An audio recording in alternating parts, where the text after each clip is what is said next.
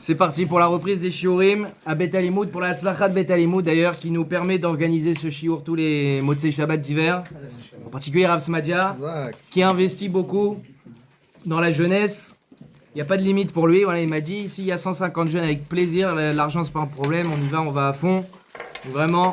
Et vous permettez de concrétiser les projets de Rav Smadia, comme ça à venir au shiurim le Motzei Shabbat Kol HaKavod.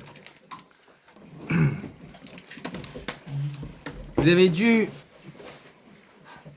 l'entendre, évidemment, en long, en large et en travers. On a vécu les 2-3 dernières années des événements très particuliers qui ont pris forme le 7 octobre.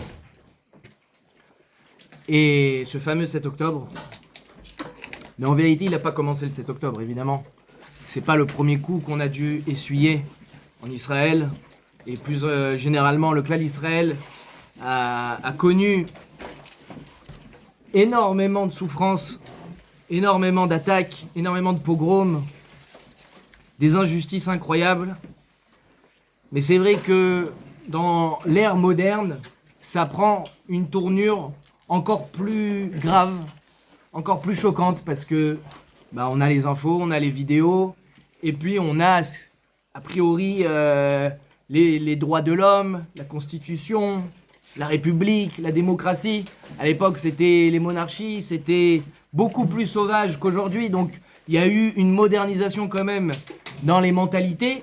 Et malgré tout, on vit cette horreur du 7 octobre. C'est pour ça aussi que, par exemple, la Seconde Guerre mondiale, ça a été quelque chose de traumatisant, si choquant. Il y a eu des pogroms ultra violents. Mais c'est encore plus incroyable que ce genre de choses puisse arriver, alors que c'est au vu et au su de tous, beaucoup plus qu'à l'époque, où s'il y avait les Visigoths qui saccageaient des villages, ça restait à l'échelle très régionale. Ça ne s'étendait pas dans le monde entier. La Seconde Guerre mondiale, c'était dans le monde entier, tout le monde le savait. D'accord ? Jusqu'au Japon, jusqu'en Amérique, partout. Et, encore une fois, il y a eu, à partir de 1789, c'était pas encore vraiment l'ère moderne, mais dès la Révolution française, les mœurs ont pris un vrai tournant, et donc les choses ont énormément changé. Et pourtant, on voit des comportements qui sont très difficiles à imaginer, même à rêver, à croire. Et pourtant, ça arrive sous nos yeux. Et pour nous, c'est pas simplement sous nos yeux, c'est dans notre chair. C'est nos frères, c'est nos sœurs, c'est nos mères, c'est nos pères. Et ça arrive. Et là-dessus, la Torah dans Bamidbar, elle dit que dans ces conditions, dans cette situation, on a un devoir de prier l'ishok ou les haria. On doit crier vers le ciel. On doit sonner du chauffard, c'est l'appel de détresse, le chauffard. Dans les moments de tsara, là-bas dans Bamidbar, on nous dit c'est le moment où on est censé lever les yeux au ciel et prier.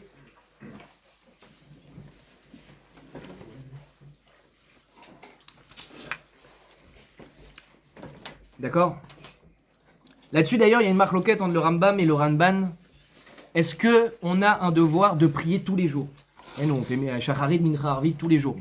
Maintenant, la mitzvah de Tfila, c'est une marloquette. Est-ce que la mitzvah de Tfila, telle qu'on l'entend, de prier, elle est tous les jours, ou elle est que dans les moments de souffrance, dans les moments de détresse? Parce qu'on voit dans le pasuk, donc lorsque vous partirez en guerre et qu'il y aura des souffrances, etc., alors à ce moment-là, il faudra prier et crier vers Hachem. Donc a priori du pasuk, ça a l'air que c'est que dans les moments de souffrance. Le Ramban, il dit non, c'est tous les jours. En tout cas, ils sont tous les deux d'accord, évidemment, que dans les moments de souffrance, on doit prier. On doit prier. Et c'est une mitzvah d'Eoraita. Dans cette condition, dans ce genre de situation, dans les moments de souffrance extrême, moments de souffrance, on a l'obligation d'Eoraita, c'est-à-dire de la Torah, de prier. Très bien. Maintenant, dans le Sefer HaChinuch, dans Minchat Chinuch, la mitzvah Tav, d'accord, dans le paragraphe Lamed Gimel, là-bas c'est la mitzvah à propos de Leovdo bechol levafrem, de servir Hachem de tout son cœur. Là-bas, il parle de la mitzvah, donc de tfila. Parce qu'on dit que la mitzvah qui est dans son cœur, c'est quoi? C'est Avoda Shebalev. C'est quoi? C'est la tfila, le travail dans le cœur. Qu'est-ce que la Torah appelle le travail du cœur? C'est la tfila, c'est la prière. Parler avec Hachem, s'exprimer. Et donc là-bas, le chinour, il a des mots très forts. Je vous cite le chinour. Là-bas, il dit Kol mi shetzarlo, tout celui qui vit une souffrance. Ve'eno kore el Hachem, et qui n'appelle pas Hachem. Lehoishio, pour l'aider.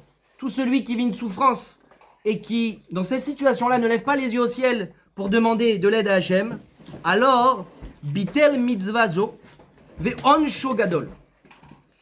Il est mevatel, c'est-à-dire quoi mevatel? Il annule la mitzvah, il annule une mitzvah, ve'onsho gadol, et sa punition sera grande, qui sar ashgachat Hachem et elav, car il retire de lui la protection d'Hachem.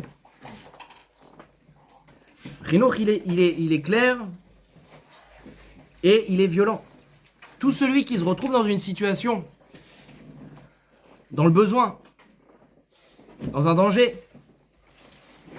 il a le devoir, comme on vient de dire, de prier. Et celui qui prie pas, c'est comme quelqu'un qui met pas les tefilines finalement. Tous les jours on doit mettre les tefilines. Quelqu'un qui met pas les tefilines, il est mevatel, il annule une mitzvah, ouais. Bah celui qui prie pas à ce moment-là, il est mevatel la mitzvah. Ou onsho gadol.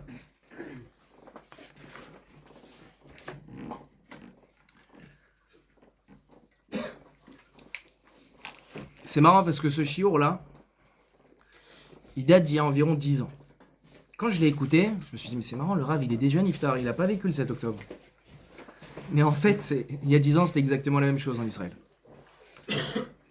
C'était exactement la même chose. C'était l'époque où il y avait des explosions de bus. En 2015, voilà. Exactement.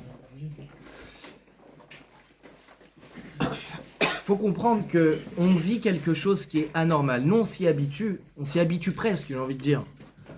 Parce qu'effectivement, avec les réseaux, les vidéos, puis bon, la vulgarisation de la violence, elle est partout. C'est quelque chose de commun presque. Maintenant, on entend et celui-là qui a égorgé, qui a tué au couteau sa prof, sa surveillante, sa mère, son frère, son truc. On entend des choses dans tous les sens de folie. De folie. Et il y a quelque chose qui est particulièrement bizarre, vraiment bizarre, choquant et encore plus bizarre, qui est anormal, c'est ça que je veux dire, c'est les kamikazes. Kamikaze, ça prend différentes formes, hein. C'est pas que celui qui s'explose. En 2015, c'est ce qui s'était passé, des gens s'explosaient. Mais en vérité, c'est quelqu'un qui arrive, par exemple, si le gars il arrive, voilà, rue Jean Jaurès au 19e avec une mitraillette, c'est quelqu'un qui sait qu'il va mourir dans la seconde qui suit. Quelqu'un qui a décidé de se laisser mourir. Faut comprendre que ça...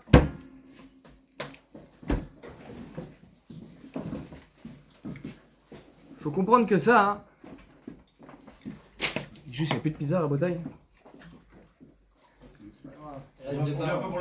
Ça je sais les tzadikim.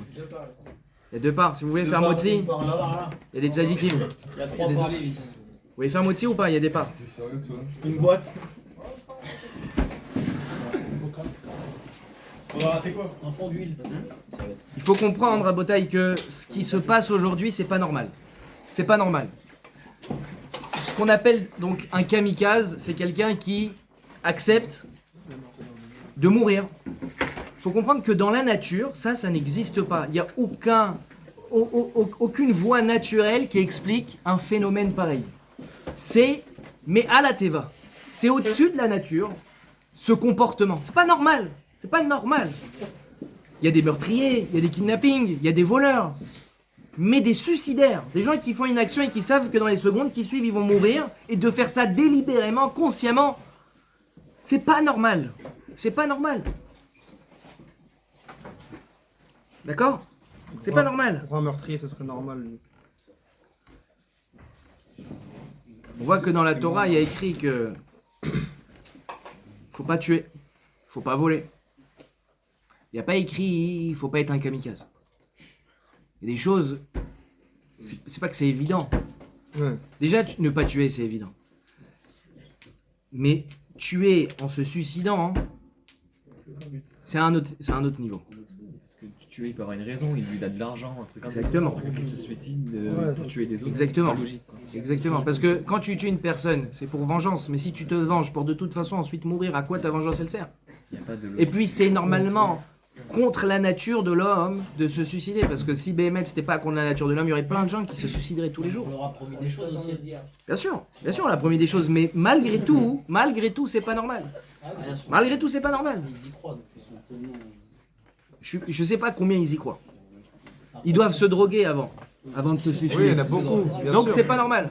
Donc malgré tout c'est pas naturel. S'ils étaient sereins ils le feraient. Pourquoi ils font pas ça tous les jours d'ailleurs? Pourquoi c'est certains des grands méritants qui ont mérité de se suicider? T'inquiète pas, il y en a plein qui ont entendu le discours du calife. Pourquoi ils se suicident pas tous les jours? On devrait entendre des millions et des millions de suicides, enfin d'explosions quoi, d'attentats. C'est pas normal. Donc c'est pas normal. Ramenez une Gemara dans Yebamot. La Gemara dans Yebamot, là-bas, elle dit Amar Rabbi Yitzhak. Rabbi Yitzhak, il pose une question. Il pose une question importante. Comment ça se fait que tous les Havot et que toutes les Imaot étaient stériles? C'est pas que Abraham et Sarah, Rabotaïa. Abraham, Yitzhak et Yaakov ne pouvaient pas avoir d'enfants. Sarah, Rivka, Rachel et Léa ne pouvaient pas avoir d'enfants. Abraham, il ne pouvait pas avoir d'enfants. Il y avait des enfants avec Agar. Abraham, il était fécond. Lui aussi, il pouvait pas avoir d'enfants. Il était, tu sais quoi, elle dit la Gemara? Il était Toum Toum. Abraham, il était Toum Toum. Et Rabbi Yitzhak, il pose une question pachoute. Comment ça se fait que c'est tombé pile sur les Havot et pile sur toutes les Imaot? On croyait que c'était que Sarah. C'est tous. Tous, ils pouvaient pas avoir d'enfants. Et, pour grandir la question, c'est Davka, eux qui sont censés créer le clan Israël. Et tu les crées initialement Akar. Stérile. Sarah, carrément, elle avait pas de rechem, elle avait rien, elle avait pas le système dans le corps physiquement. C'est pas qu'elle avait un truc qui buguait, elle avait rien. Elle avait rien, il manquait un khel avec une partie dans son corps. Pas possible. Quand même fou. Et la Gemara là-bas, elle répond que Tfilat Yesharim Retsono. La tfila des gens Yesharim, Yachar, littéralement, c'est-à-dire les gens droits, les justes. Retsono, c'est son désir. La tfila des gens justes, c'est le désir d'Akadosh Baruch Hu.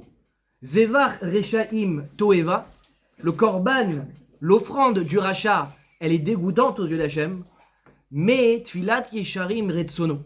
La tfila du tzaddik, ça, Akadosh Baruch Hu, il a une ta'ava de ça, il a un kiff de ça, il a un désir profond de ça. Et alors, en quoi ça répond à la question? Alors Hachem, il va créer une tsara, il va créer une souffrance pour que le tzaddik prie. D'ailleurs, c'est une des réponses que donne le Chovot HaLevavot pour expliquer comment ça se fait que plein de Rechaïm ont la belle vie et plein de tzaddikim souffrent dans leur vie. C'est pas sympa, c'est pas juste. Il dit parce que Akadosh Baruch Hu, il veut surtout pas entendre la tfila du rachat. Alors tu sais quoi, je te donne, prends. Je veux surtout pas qu'on ait un rendez-vous ensemble. Tiens, rachat, ne me parle pas, je te donne, t'auras même pas besoin de prier. Par contre, toi le tzaddik, j'adore quand tu pries. Alors tu sais quoi, je vais te mettre dans le besoin. Comme ça, t'es obligé de prier. Tu vas manquer un peu d'argent. Comme ça, tu seras obligé tous les jours de prier pour demander de l'argent. Mais toi, le rachat, non, prends l'argent, prends, ouais, t'es riche, vas-y, kiffe. T'auras pas de lamaba. Et j'aurai pas ta tfila, parce que ta tfila, toeva, elle me dégoûte. Faut pas arriver dans une situation pareille, les gars. Où on a tout en cadeau, ça, c'est des fois pas bon signe. C'est-à-dire qu'Hachem, il a plus envie de t'entendre. C'est quoi? Je t'arrange tous tes problèmes, tu vas pas tomber malade, tu vas avoir de l'argent, tout facile. Tu peux t'inquiéter. C'est pas systématique, je suis pas dans les voies de Dieu. Mais parfois ceci explique cela. Donc, Akadosh Baruch Hu, il a créé les Havot et les Imaot Akar, stériles, parce que ils désiraient leur tfila. Donc, on ne prie pas parce qu'on souffre, mais c'est l'inverse. Je veux votre prière, alors j'envoie la souffrance. Je veux la prière, c'est-à-dire que la tzara, c'est la raison de la tfila. C'est parce que je veux ta tfila. C'est pour ça que tu vas souffrir. Donc, les Havot ne pouvaient pas avoir d'enfants, ils étaient obligés alors de prier. Il a, à Kadosh Baruch Hu, modifié la nature, parce que normalement un homme est censé pouvoir se reproduire. Il a changé le naturel. Il a fait en sorte que les Havot ne puissent pas se reproduire pour les obliger à prier.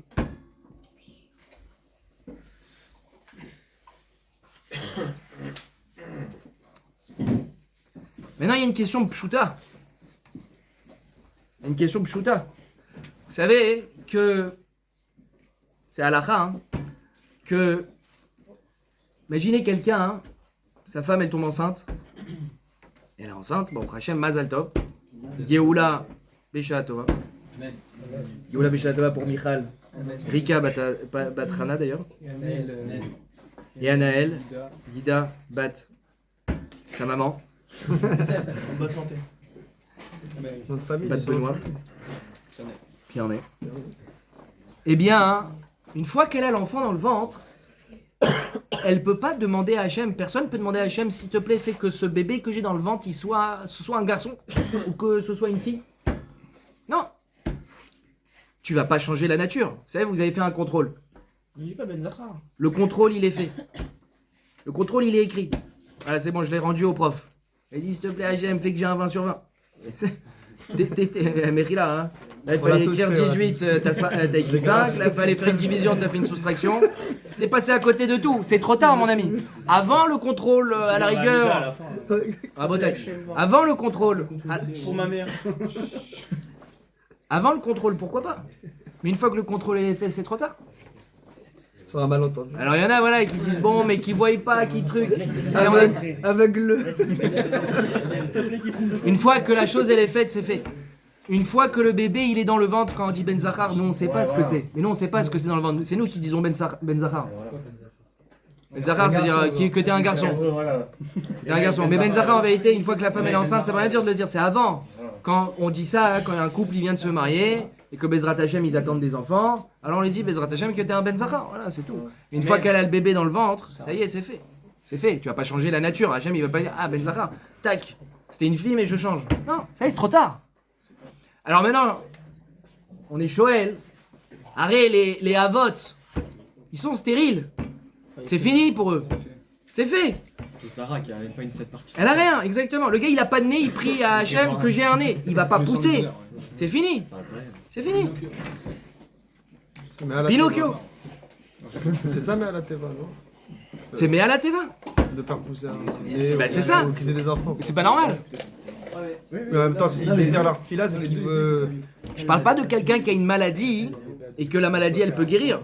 Là, Sarah, elle avait rien. Elle avait pas le système de reproduction. Oui, mais il y a des parents, ils prient avant d'avoir l'enfant. Ils disent, ouais, je vais dire ça. Avant d'avoir l'enfant. Avec plaisir. Mais une fois que l'enfant est dans le ventre, c'est fini. Une fois que l'enfant est dans le ventre, c'est fini. Ça va pas changer. Ok, mais ça peut marcher du coup la prière avant que tu fasses. Avant, bien sûr. Avant, bien sûr. C'est ça que je dis. Changer la nature.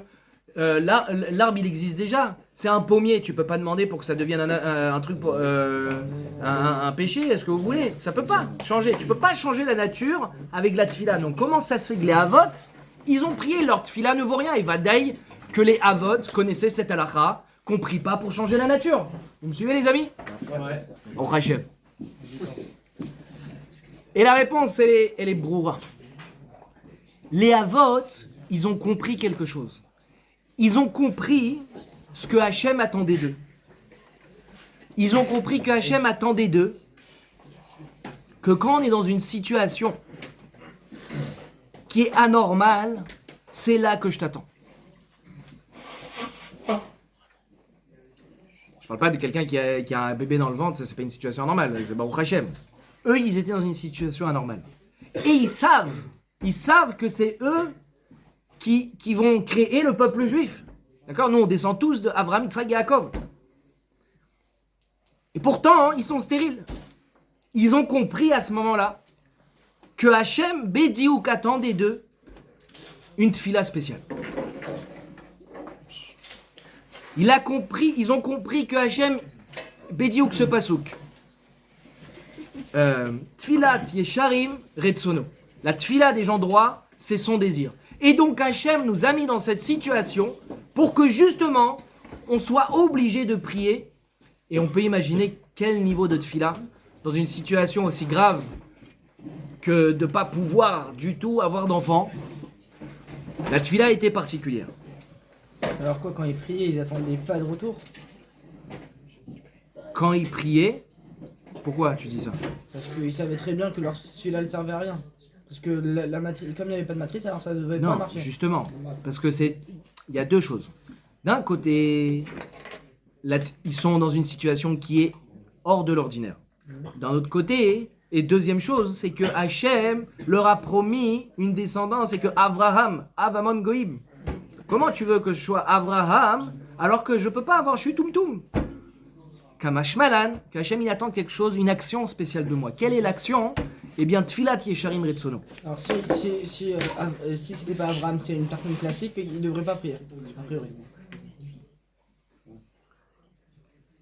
Il y a différents. Alors, ça dépend. Si c'est une personne qui a une maladie, qui a une défaillance, mais qui peut s'arranger, oui.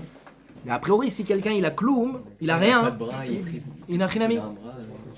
Hein? Quand il n'a pas de bras, il est pris. Oui, voilà, il va pas repousser son. C'est ça. Mais là, c'est la même chose qu'ils ont fait. Ouais, pour Sarah, c'est ça. Non. Et donc, attendez. Ici, on voit que Behemet, la Tfila, elle a un cohort de changer le Teva. Puisque eux, finalement, ils ont changé la nature des choses. Et on va apprendre de leur façon de se comporter.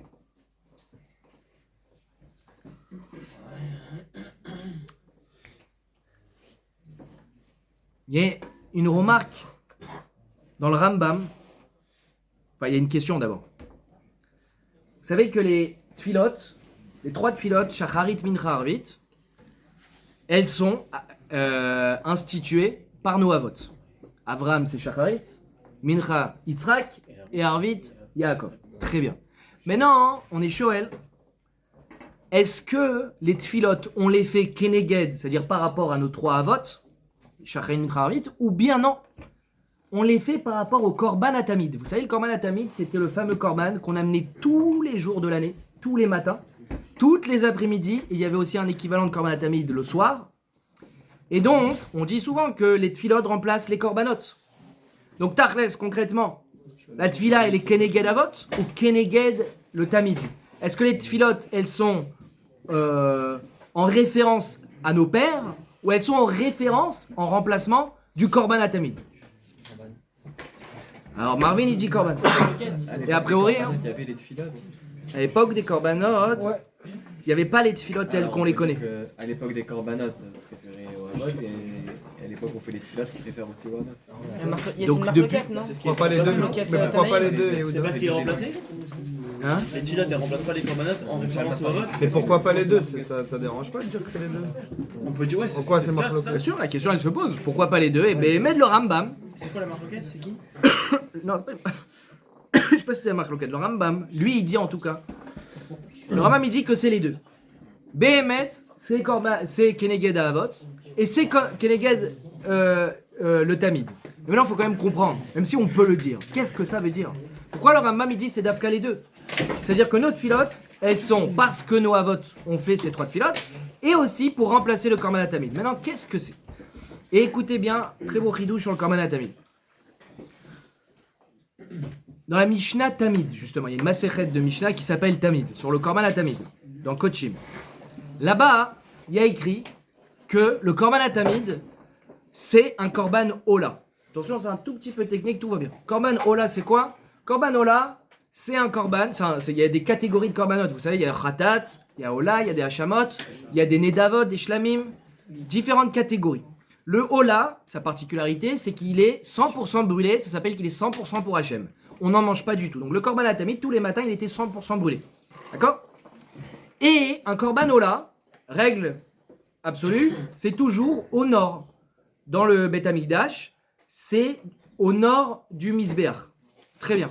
Donc quand un Kohen il fait un Korban Ola, il sait qu'il va au nord. Très bien. Maintenant, la Mishnah dans Tamid, elle précise. Elle dit, le Korban Tamid du matin, il est au nord, puisque c'est un Korban Ola, mais il est au nord-ouest.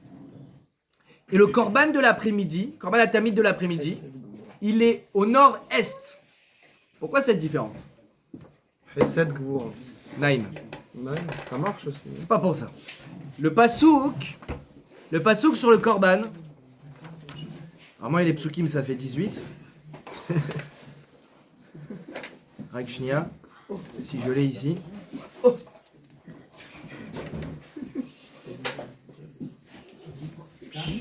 pas que je l'ai ici. Je l'ai pas ici. Ok. Restez concentrés. Le korban, le pasouk sur le korban atamid, il dit qu'il est korban atamid keneged hayom.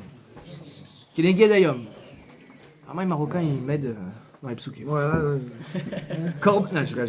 Le korban atamid, il est keneged hayom. Ça veut dire quoi keneged hayom? Il est, a priori, en général, on comprend ce pasouk, c'est-à-dire qu'il doit être fait le jour. D'ailleurs, ils avaient un mot pour dire il fait jour, c'était barkaï. Le Cohen, il regardait comme ça à l'horizon et il disait barkaï. Et quand on disait barkaï, l'autre Cohen, il commençait son korban atamid. Donc, a priori, c'était ça keneged hayom. Ok? C'est-à-dire que dès l'instant qu'il fait jour, on fait notre korban atamid. Très bien. En vérité, le Meiri, il explique sur la Mishnah de Korban Atamid, sur cette Mishnah-là de Tamid, le Meiri, il explique qu'ici, il ne faut pas comprendre Keneged Hayom avec le jour. C'est-à-dire qu'on fait le Korban Atamid quand il fait jour. Keneged Hayom, il faut le comprendre littéralement, en face du jour. En face de la lumière. C'est quoi la lumière? C'est le soleil. En face du soleil. C'est-à-dire, le soleil le matin il se lève à l'est. Donc le matin, je fais à l'ouest, au nord-ouest. L'après-midi il est en train de se coucher. Donc je fais le korban atamid au nord-est, en face du soleil. Et pourquoi on le fait en face du soleil? Pourquoi le pasouk qui veut que je fasse face au soleil?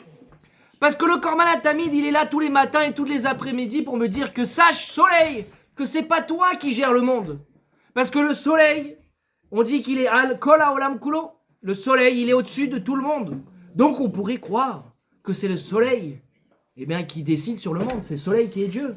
D'ailleurs, la première chose qu'Abraham il s'est dit à 3 ans, c'est que c'est le soleil qui gère notre monde, c'est lui le Dieu. Et combien de nations et de religions ont pris les astres pour Dieu?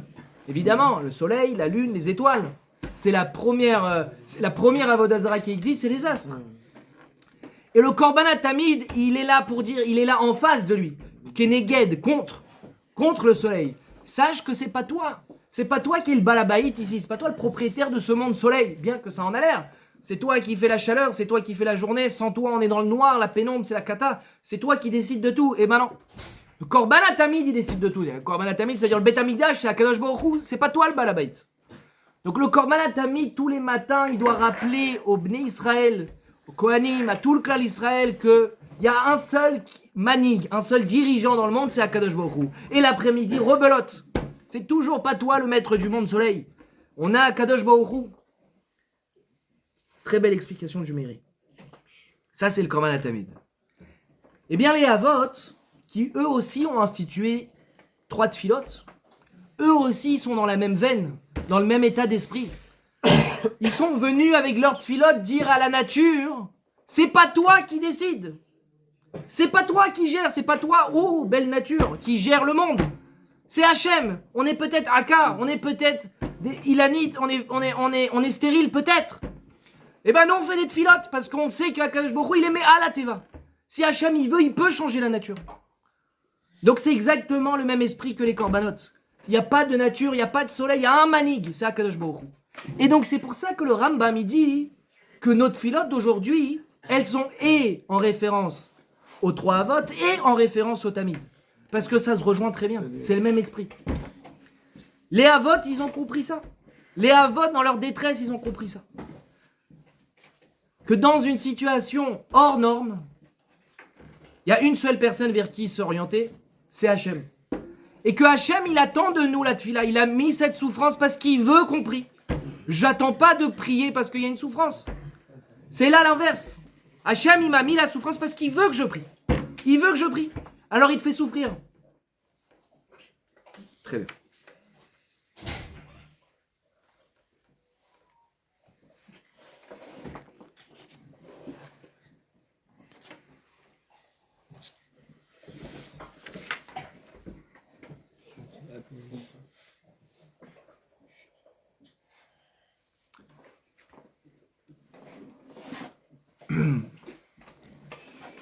Le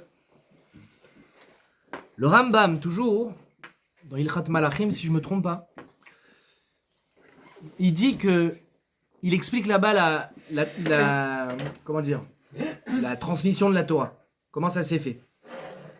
Alors, c'est pas Moshe, à Yoshua, aux Zkenim, etc. C'est avant.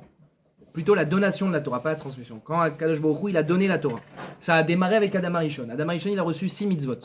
Avec Noach, ça s'est complété à 7 mitzvot. Donc il y a les 7 mitzvot Noachit. 7 mitzvot de Noach. C'est les premières choses.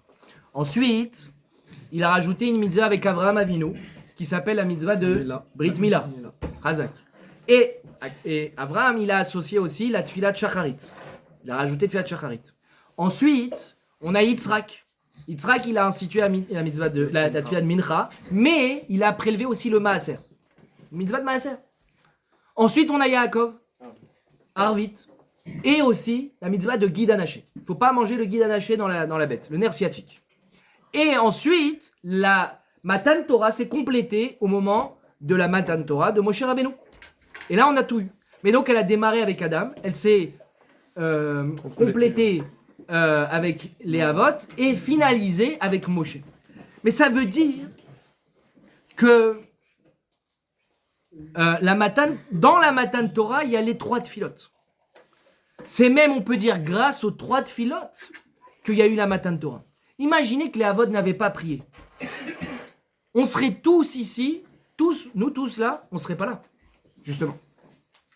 Si les Havot n'avaient pas prié, si Abraham n'avait pas prié, il n'aurait pas eu Yitzhak, Yitzhak n'aurait pas eu Yaakov, etc., les 12 Shvatim.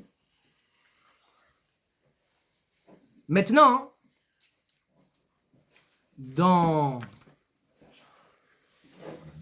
en Bekitsour, mais dans Masechet Brachot, il y a un Rabbi Akiva Eger qui ramène dans un Gilion Hachas qui ramène dans Ta'anit, Daf Kafret, là-bas, à Moudalef.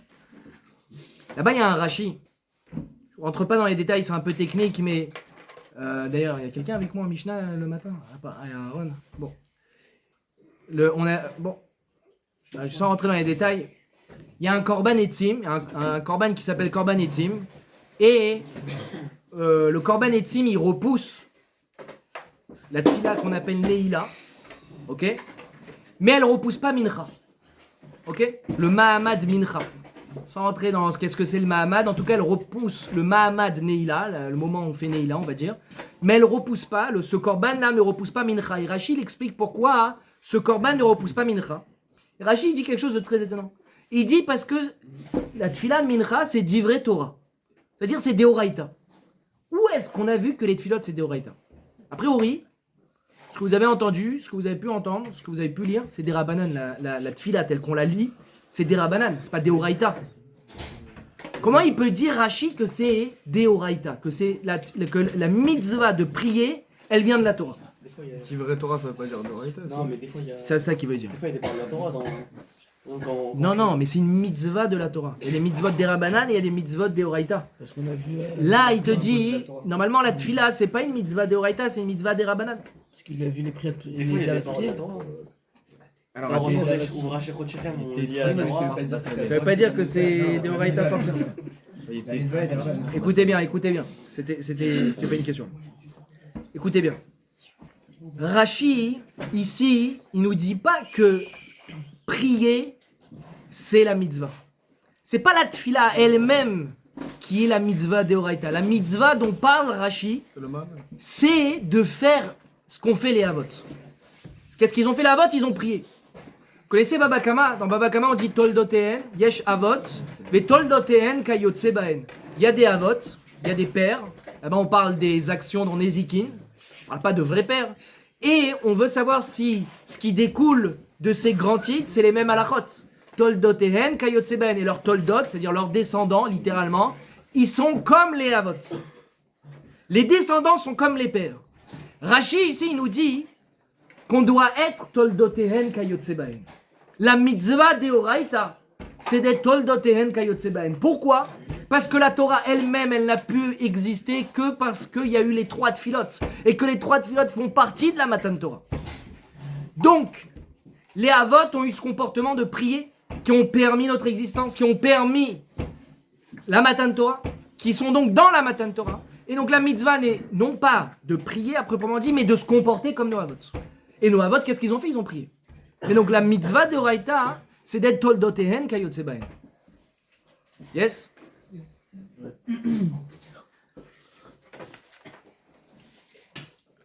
Vous me suivez ou pas? Ouais, honnêtement, ça va? Très bien. Maintenant,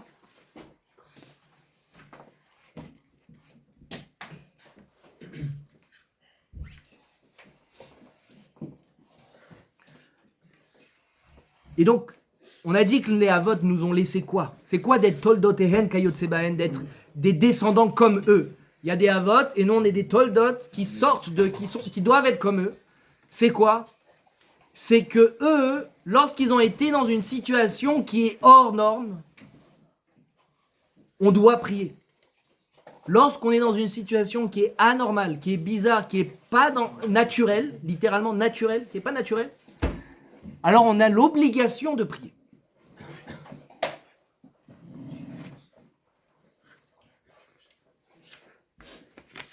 Je vais vous ramener un Zohar incroyable.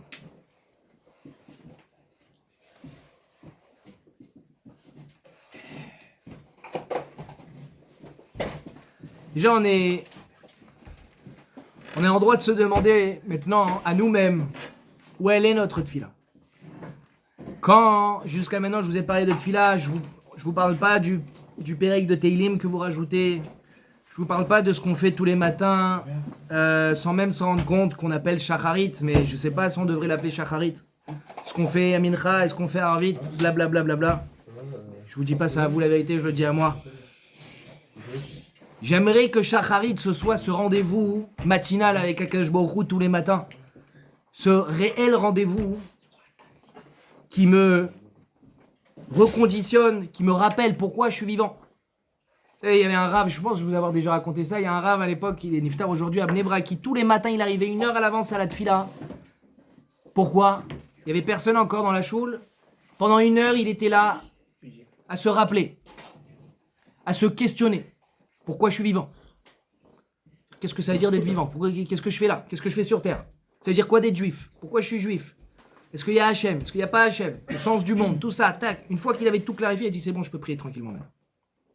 Parce que démarrer sa journée alors qu'on n'est pas clair, ça veut dire que ça veut rien dire, parce que sinon on ne vivrait pas. Mais il faut tendre vers ça. D'ailleurs, si on travaille un peu plus tous les matins, dans ce sens-là, je pense qu'on aurait plus de facilité à se lever comme Gaber Kari, comme le Mishnah Bura, il dit, la Shulchan Aruch, il dit de tous les matins se lever comme un lion. Tous les matins, on a envie d'éteindre le réveil, de se retourner, on met 18 réveils. 7h, 7h05, 7h10, 7h15. Et après, il y a le 8h qui est là, plouf, Shacharit est passé, mais au moins on ne sera pas en retard au boulot ou aux études. On a un rendez-vous tous les matins avec Hachem. Tfila, prier. Là, on est en train de parler des Havot qui ont compris que si Hachem il envoie une situation anormale, c'est qu'il attend quelque chose de nous. Une tfila, beomek alev, beomek emuna. Une tfila qui est du plus profond du cœur, plus profond de la emuna, de cette croyance, de cette compréhension inébranlable. Que Tachles, vers qui on doit se tourner, vers Akadosh Baruch Hu. Ramenez ce Zohar, écoutez bien ce Zohar. Pas le lire dans les mots. C'est en araméen, technique. Là-bas, le Zohar, il ramène. Il y a Rabbi Yossi, Rabbi Chia, qui se baladaient le matin, qui marchaient le matin, sur la route. Rabbi Yossi, il se tourne vers Rabbi Chia. Il dit, dis-moi Rabbi Chia. Ah ben non, c'est toi Rabbi Yossi. Dis-moi Rabbi Chia. Dites-moi Rabbi Chia. Non, Rabbi Chia. Dis-moi Rabbi Chia. Ne dit-on pas que quand on est sur le chemin, c'est le moment d'étudier? Et tu ne dis rien. Et là, Rabbi Chia, il éclate en sanglots et il lui dit, oh, que Sarah Imeinu, elle soit stérile, quelle catastrophe! Et il se met à pleurer. Rabbi aussi, il dit, mais pourquoi tu pleures? Pourquoi tu pleures? Akadosh Baruch Hu, c'est bon, après il a eu Agar, Abraham, tout va bien. Il a eu son fils Ishmaël, il n'a pas eu tellement à attendre, ça va. Et Sarah Tachlès, elle a eu son enfant. Ça va. Qu'est-ce qui est de si grave? Pourquoi tu pleures? Rabbi Chia lui dit, mais tu comprends pas, tu vois pas haut. Moi, j'ai été auprès de Rabbi Shimon Bar Yochai et lui aussi, lorsqu'il disait ce passou qui pleurait, lui, il comprenait. Tu comprends pas, Rabbi aussi. Et Rabbi Chia expliqua à Rabbi aussi pourquoi il pleurait comme ça en citant ce passou, que Sarah, elle était stérile, elle ne pouvait pas enfanter. Tachlès, elle a eu un enfant, ça va, ça va. Avant coup, tu pleures, après coup, t'es heureux, tu fais la fête. Rabbi Chia, il dit malheur à ce moment où Sarah, elle était stérile et qu'elle n'a pas pu avoir d'enfant. Parce que quoi, qu'est-ce qui s'est passé à cause de ça? Sarah, elle a dit à Abraham, prends Agar, elle te donnera un enfant pour moi. Et il a eu Ishmaël. Et on dit dans les psukim que Abraham, il s'est attaché à Ishmaël. Et avant même que Yitzhak naisse, Ishmaël a été circoncis. Brit Mila pour Ishmaël à 13 ans. Et alors, Yitzhak, il est né ensuite. Il a eu aussi la Brit Mila. Qu'est-ce qui se passe? Suite à ça, vous savez ce qui s'est passé dans le ciel? Ishmaël, chaque nation a son malach, a son prince qui le représente au ciel. Et le prince d'Ishmaël, les Arabes, pendant 400 ans, il est venu devant le Kitsé à Kavod, devant le siège d'Hachem en personne, pour lui réclamer. Et il dit, pourquoi on n'a pas de part dans Israël? Pourquoi tu nous récompenses pas? Pourquoi tu veux que je te récompense? Parce que nous aussi, on a fait la Brit Mila. Nous aussi, Ishmaël, il a fait la Brit Mila. On est aussi méritants. Quand Hachem, il a fait le Brit Ben Abetarim avec Abraham suite à la Brit Mila, parmi toutes les alliances, il y avait aussi que tu résideras en terre d'Israël. Et donc Ishmaël, il dit, mais non, on fait partie alors de l'alliance. On a le droit à la terre d'Israël. Ah, qu'est-ce que tu réponds? Hachem, il s'est mis à pleurer. Kaviachol. Il a renvoyé le sar d'Ishmaël, il a dit, bah, qu'est-ce que je peux faire? Malheur à moi d'avoir donné Ishmaël à Abraham, parce que maintenant, sa réclamation, elle est juste, finalement. Alors quoi? Hachem, il a répondu, vous deux, vous avez été circoncis. Les deux, Ishmaël et Yitzhak. Sauf que Ishmaël, il n'a pas été circoncis comme je l'ai demandé. Alors qu'Yitzhak, comme il a fallu, tout bien. Et en plus de ça, au 8e jour, vous, les Ismaélites, vous attendez 13 ans avant de me rejoindre. Parce que tant que la personne, elle n'est pas circoncis, elle n'est pas complète, les shamas, elle ne peut pas faire partie intégrante du corps. Donc vous attendez trop longtemps. Yitzhak, il a fait Kedat, Kedin ve Kedat. Comme la halakha le demande exactement. Mais finalement, il est quand même circoncis. Alors qu'est-ce que je peux faire? Il manquait une dimension dans la circoncision d'Ishmaël. Il manquait une profondeur. Alors qu'est-ce qu'il a fait? Il a sorti Ishmaël du monde d'en haut et il lui a dit, regarde, tant que la terre d'Israël sera vide, sous-entendu, tant que la terre d'Israël ne sera pas remplie de Torah, de Tfila et de Mitzvot, alors vous aurez votre place là-bas. Alors vous, les Ismaélites, vous aurez votre place là-bas. Le Zohar, il nous révèle quelque chose d'incroyable. Comprenez tout ce qu'on entend, tout ce qu'on vit. Là, c'est pas les vieilles histoires de la guerre des 6 jours. C'est pas la guerre de Kippour. C'est pas 1948. 2023.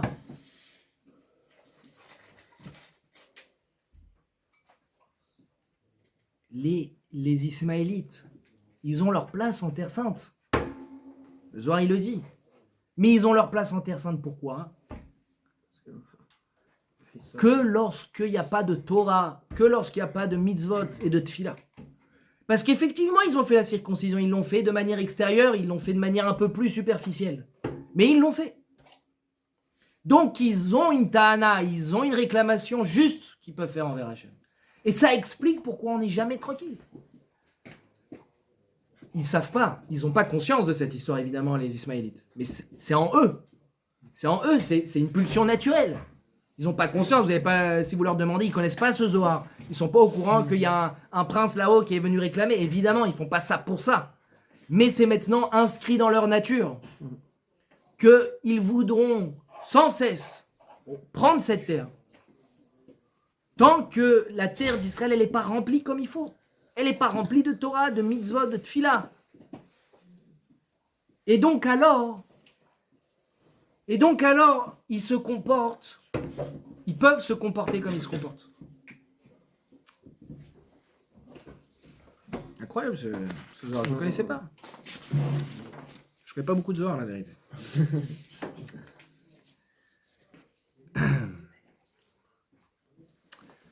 Alors quoi? Alors qu'est-ce qu'on fait?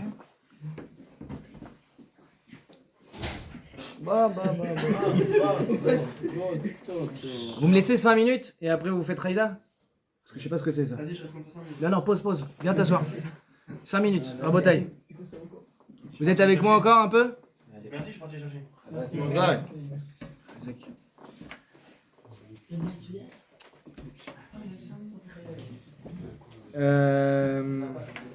Qu'est-ce que je voulais dire? On est face à un problème. Si vous m'avez bien suivi, on est face à un gros problème. Ce Zohar-là, il signifie un gros problème. C'est qu'on est face à des gens presque légitimes. Il nous reste une chose sur laquelle ils ne peuvent pas nous battre. Et si maintenant vous avez tout suivi, vous comprenez c'est quoi? C'est la tefila. Yitzhak, il a suivi, il a été Toldotehen Kayotseben, il a fait Mincha. Yaakov, il a fait Arvit. Ils ont répondu à l'appel d'Hachem. Quand Hachem, il envoie des choses comme ça surnaturelles, des gens qui sont prêts à mourir, je vous ai dit au début, des kamikazes qui sont prêts à se suicider, des gens qui sont prêts à entrer comme ça en Israël et faire ce qu'ils ont fait, des atrocités inimaginables, indescriptibles. Mais à la Teva, c'est pas normal. Et quand Hachem il parle de manière anormale, il s'adresse à qui? Vous savez, le Chafetz Chaim, il disait que lorsque quelqu'un parle en yiddish, chez Chafetz Chaim c'est le yiddish, quand quelqu'un parle en yiddish, il s'adresse à qui? Il s'adresse à ceux qui parlent le yiddish. Il s'adresse pas à ceux qui parlent le serbo-croate médiéval. Quand quelqu'un parle dans une certaine langue, il s'adresse à ceux qui comprennent la langue. D'accord? Quand Hachem s'exprime, il s'adresse à qui? À ceux qui le comprennent. Et qui le comprend? Qui c'est qui le comprend? C'est le cas d'Israël, qui sont censés identifier. Comme à l'époque du Covid. Il faut identifier les choses qui sont... Pour pas identifier, il faut être aveugle. Mettre à plat le monde comme ça, du jour au lendemain, avec un petit microbe. C'était un énorme cadeau, le Covid. Et je dis pas ça, Chazé Shalom. Il y a eu malheureusement des grandes pertes, des grandes souffrances. Quand je dis que c'était un grand cadeau, c'est dans le sens où Hachem, des fois, il donne l'occasion de se réveiller. Et malheureusement, il nous a pris des corbanotes. Quand il y a des rabbinim comme ça qui meurent, c'est pour préserver la vie de milliers de juifs. C'est ou tuer 1000 juifs ou prendre un rave. Et dans ces conditions, Hachem, il nous dit, réveillez-vous, il se passe un truc. Et là, vous avez 2 mois chez vous, vous pouvez vous faire un travail d'introspection, se réveiller un peu. On peut plus aller au café, on peut plus aller se balader, on peut plus aller, je sais pas quoi faire, se divertir. On est chez soi, obligé, bloqué. Faut voir comment les goïms, ils étaient là. Ils tiraient la langue, ils attendaient juste une bière dans un café parisien. Je me rappelle, j'étais dehors le jour où ils ont réouvert, fallait les voir, ils étaient là. Ah, la vie reprend son cours, là c'est... Ok, là c'est bon, là je suis vivant. Là je suis rempli, là une bonne bière. Là c'est 2 mois, j'en pouvais plus. Ils en pouvaient plus, fallait voir, là c'était toute la bouffée d'oxygène qui remontait. Ça faisait 2 mois, ils battaient leurs femmes, leurs enfants, ils étaient là, ça fait 18 fois que je finis mon jeu sur PS5, ça fait 27 fois que je regarde ma série, ce truc, Ils devenaient fous les mecs, ils étaient là face à eux-mêmes, qu'est-ce que je vais faire? De 8h à minuit, de minuit à 8h, qu'est-ce que je vais faire? Qu'est-ce que je vais faire toutes ces journées? Moi j'ai mon père, je me rappelle mon père, il disait mais quel bonheur cette période. Il pouvait étudier tranquille, il n'y avait pas le travail, il m'a étudié toute la journée. Vraiment il a rentabilisé son temps à mort, il a kiffé. Il faut bien reprendre le travail, ça tourne, mais si j'avais pu, j'aurais continué comme ça. Et Béhémet Hachem, il envoie comme ça des grandes claques. Le 7 octobre, c'est une claque. C'est indescriptible. Et puis, il y a ce qui s'est passé le 7 octobre, et il y a l'après 7 octobre. C'est vraiment Olam Hafour Raïti, c'est-à-dire on est devenu la bête noire. On est devenu la proie, on est devenu l'homme à abattre. C'est nous les génocidaires. Mais comment c'est possible? Et nous on voit ça. Mais qui ne parle pas yiddish ici? Tout le monde comprend le yiddish, tout le monde comprend ce que Hachem il dit là. Tout le monde comprend qu'Hachem s'adresse à nous. Et donc là, les Havot, ils nous ont appris quelque chose et on doit être Toldotehen Kayotse Bahen. Notre seule arme, c'est de répondre à l'appel. Pourquoi Hachem il a envoyé ça? Pas pour te faire souffrir. C'est pas de la souffrance pour de la souffrance. C'est je te fais souffrir parce que quand on souffre, on doit prier. Encore une fois, il n'y avait pas de raison de faire souffrir les Havot. Le pauvre Avram, il n'avait rien fait de mal. Pourquoi il est stérile? Pourquoi il a l'angoisse de ne pas avoir un fils? Pourquoi Yitzhak il doit souffrir? Tous des tzadikim gmourim. Pourquoi Sarah elle doit souffrir? Mais elle ne doit pas souffrir, évidemment que non, elle ne mérite pas la souffrance. Mais n'oubliez pas ce pasouk. Tfilat yesharim retsono, ne soyez pas dans la première partie du pasouk. Zevar rechaim toeva. L'offrande du rachat, c'est dégoûtant. Et donc surtout, j'attends pas ta tfila. Hachem, il se bouche les oreilles, il se bouche le nez. Je veux pas entendre parler de toi. Tiens, prends, surtout ne me demande pas. Non. Tfilat yesharim retsono, alors il envoie la souffrance. Hachem, il est en train de nous dire, mais vous priez pas les gars. Vous priez pas. Et ne me parlez pas de votre shacharit là. Je parle pas de vous les gars. Mon shacharit. Faut réveiller le shacharit. Faut réveiller le mincha, le harvit. C'est un rendez-vous. C'est Béomek à lèvres. On doit prier sincèrement, profondément. Faut comprendre. Et la tfila, elle n'est pas pour demander. Et pas que pour demander. Les gens, ils prient parce qu'ils ont besoin. Non. La tfila, elle est comme le korban atamid. On est keneged à Shemesh. N'oubliez pas ça non plus, le meiri. Ne pas oublier qu'il y a un cholet, il y a une shlita, c'est Hachem, il y a un dirigeant. On prie pour avoir conscience que ça vient d'où les choses. D'où ça vient? Ça vient de là-haut, zé ou zé. Tu t'es réveillé un matin plus bête que la veille? Non. Et pourtant, tous les matins, on te dit de dire Atar Ronen le Adam Da'at. Tous les matins, tu pries pour l'intelligence. Tu pries pas pour l'intelligence. Tu pries pour reconnaître que ça vient d'Hachem. On est en majorité, Baruch Hachem, en bonne santé. Pourtant, tous les matins, je dois faire Refaenu. Pourquoi? Pour avoir conscience tous les matins que c'est Hachem qui donne la bonne santé. Je ne demande pas la bonne santé. Je suis juste en train d'exprimer ma compréhension que ça vient de toi. Je suis Neged Hashemesh.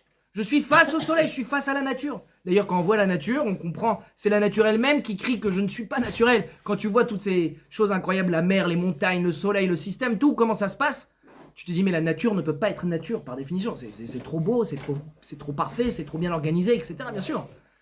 Mais il y a des gens qui sont là, oh, mère nature. Mais comment tu crois que... C'est quoi, oh, mère nature? Il n'y a pas de mère nature.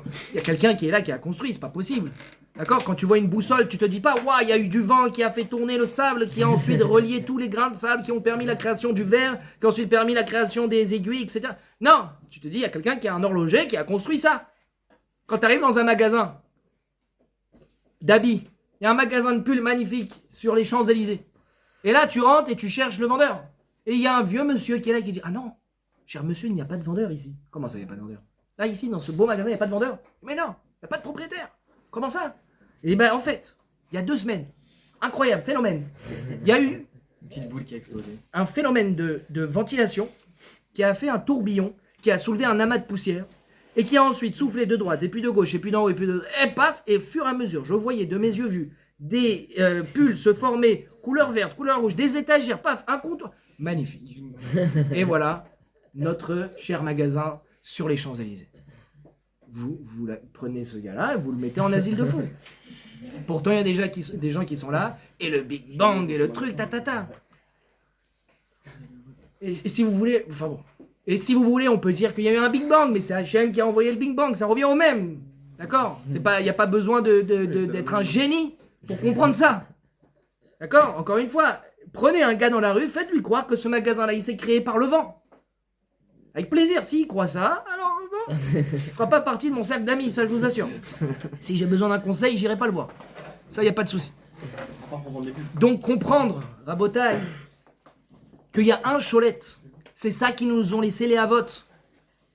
Les Havot, ils nous ont enseigné que Be'et Tzara, dans un moment de souffrance, on doit prier, je vous cite une dernière fois les paroles du Chinour, Kol mi shetzarlo, tout celui qui est dans la souffrance, Ve'eino kore, El Hashem, et il n'appelle pas Hashem, les Hoishio, pour le sauver, Bitel mitzvah zo ve'onsho gadol, il a annulé cette mitzvah, et sa punition sera grande, qui s'arrache Gachat Hashem Me'elav, parce qu'il a décidé de se défaire de la protection d'Hachem. Il a décidé de se dire, tout va aller bien sans Hachem. Attends, t'es dans la galère, t'es en train de... Vous avez entendu peut-être certains témoignages des otages. Des témoignages de fous, de tfilotes. Ils ont fait des tfilotes. Mais ils ont compris. Kol mi shetzarlo. Mais on ne doit pas attendre, Chazve Shalom, lo aleno, d'être dans la situation des otages. Mais eux, Baruch Hashem, ils ont compris automatiquement. Ils ont fait un kiddush Hashem. Ils étaient à Mavdil comme les Havot, dans une situation de souffrance. La souffrance appelle la tfila. Hashem, il t'envoie la souffrance parce qu'il veut ta tfila. Et aujourd'hui, on vit ça. Qui a changé cette filote? Qui a changé sa relation avec Hachem? Combien de souffrances on doit vivre pour se réveiller et se dire maintenant je vais prier comme il faut, maintenant je vais faire shacharit. À un moment donné, il faut y aller. À un moment donné, il faut se réveiller, Rabotai. Kol mi shetzarlo. Et on doit être Bezrat Hashem, Toldoten Kayot Sebael. On doit se comporter comme les Avot Bezrat Hashem, qu'on soit capable de se réveiller et de prier comme Hachem il le veut. Il y a un bon signe, pour finir sur... si Hachem il envoie des tsarot, c'est qu'il espère notre filote. S'il espère notre filote, c'est qu'il compte sur nous, c'est qu'il a confiance en nous. Parce que s'il ne voulait pas de notre filote, il nous laisserait à volo, il nous laisserait faire des bêtises, il nous laisserait se perdre dans le va-et-vient du monde, il n'enverrait même pas de souffrance, il nous laisserait tomber. Quand quelqu'un nous envoie, quand un papa il met une claque à son fils, c'est qu'il attend une réaction de son fils, qu'il attend un changement. Quand le papa il décide de plus faire de remontrance, quand il décide de plus gronder son fils, c'est qu'il a fait Yehush, il a abandonné la partie. La pire chose qu'un enfant puisse entendre de son père, c'est regarde, je laisse tomber. Même mon père il a plus confiance en moi. Même mon père il veut plus m'éduquer. Même Hachem il veut plus nous mettre des claques. Non, Hachem il compte sur nous. Tfilat Yesharim Retsono. Il attend notre filote parce qu'on est Yesharim. Donc Bezrat Hashem, qu'on réponde à l'appel, Chas Vishon, qu'on ne devienne pas Zeva Rechaim Toeva, qu'on soit toujours Tfilat Yesharim Retsono, et qu'on soit Zoched El Toldoten Kayot Sebaen, et que ça amène Bimhera Biamenu la venue du Mashiach.